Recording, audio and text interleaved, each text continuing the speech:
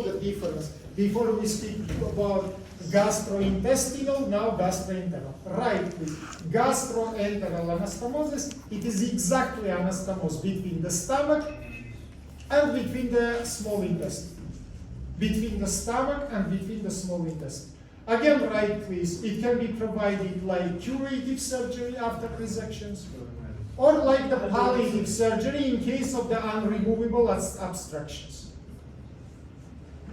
Right, please. Technically, there are 4 main types of gastroenteral anastomosis. 4 main types of gastroenteral anastomosis. Right, please.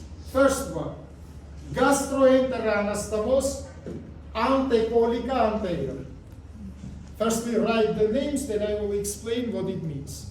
Gastroenteral anastomosis, antecolica anterior. Second one, gastroenteral anastomosis, retrocolica posterior. Open the brackets and write, please. This is the most useful 2 forms of gastroenteral anastomosis. Antecolica anterior or retrocolica posterior. But there are 2 other types also. Right, please. Gastroenteral anastomosis, antecolica posterior, and gastroenteral anastomosis, retrocolica anterior. Now we need attention to me, and by this today I think we will finish. What does it mean? Look to me. This is stomach. This is transverse colon. Below transverse colon we have small intestine. Usually, then we make anastomosis of stomach with small intestine. We must to find the first loops of the jejunum, which is started from duodenojejunal junction. Why first loop of the jejunum? Because this is the first part of the intraperitoneal small intestine. It will be illogical if you will connect it with ileum, because it will mean that huge portion of the jejunum will not include it in digestive processes. Content of stomach will avoid the jejunum and will come to the ileum. The person will have the problems with the digestion. That's why you connect it jejunum with the stomach. But we understand that between them there are natural border, which is called transverse colon and mesocolon. I can have 2 main techniques to avoid this transverse colon. One is long technique, second is short technique. Long technique, it means I will take the loop of intestine and will lift it to upwards in front of the transverse colon, so-called antecolic method. Antecolic, it means in front of the transverse colon. But there are short way. I can perforate it, the mesentery of the transverse colon, and will insert its small intestine to upwards. By this short way, it will be retrocolic.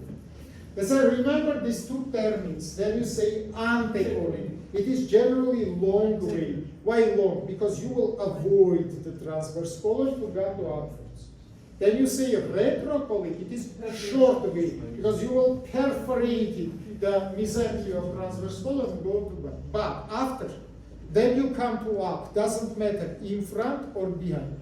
You will decide it by which wall of stomach to apply anastomosis. Much more usually, if it is antecolic, you apply it with anterior wall. But imagine that in anterior wall there are tumor, unremovable.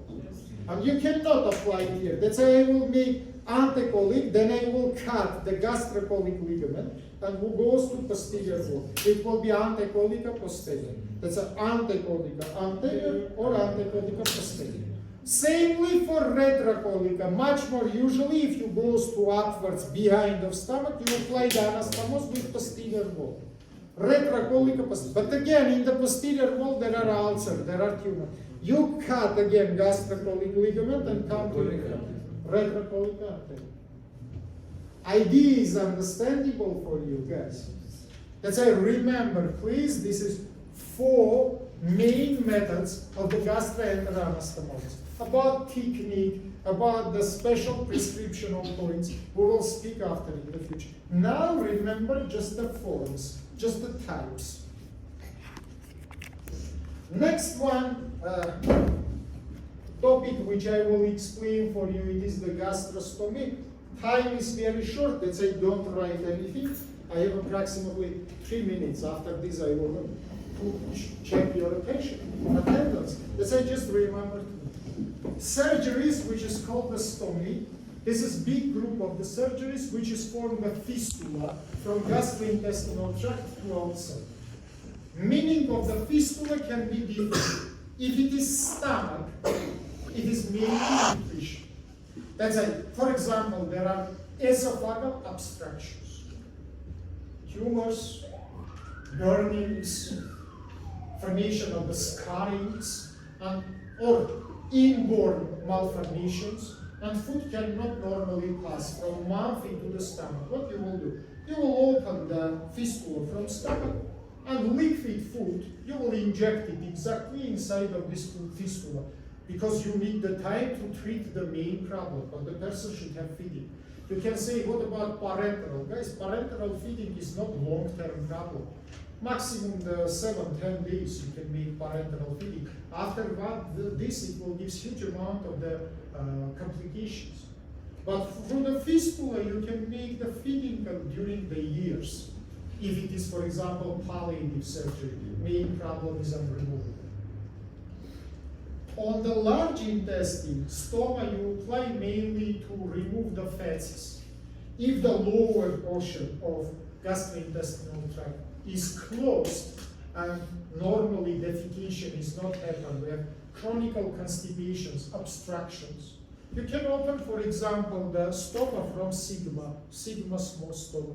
You can open the stoma in the colon, colostoma, before deciding the main problem, or like the palliative surgery forever, if the problem is undecidable. Idea is understandable for you. Next time we will continue to describe